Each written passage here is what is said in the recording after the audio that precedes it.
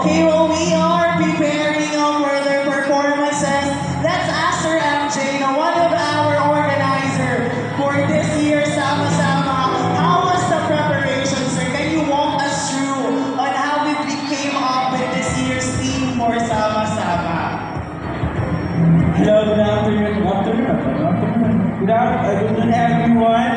So, how was your experience so far, guys?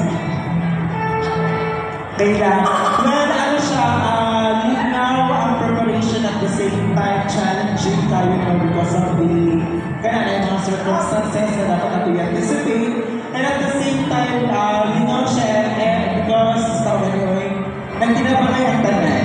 No? Kaya pati ko ng mga students, nakita na mga happy sila so far sa atwang day 1 mo itong holiday. Ito na di ay hindi ko na itong fast. So, day 2 so far, happy and smooth ang tanan.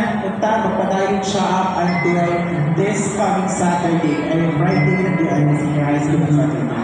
So, thank you so much. And by the way, sa gusto mo pa rin kung mga merchandise na ito, again and again, available sa itong bookstore. Okay? Thank you, sir.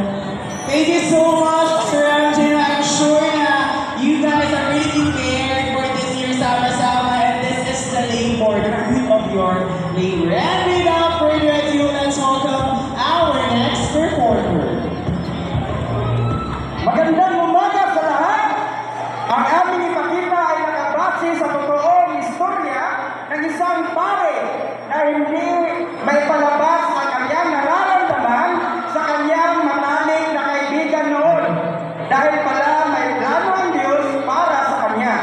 Tinawag siya ng Diyos hindi dahil maging isang ama ng isang pamilya, kundi ama ng isang katauhan. Handa na ba kayong kiligin sa isang maikling istorya?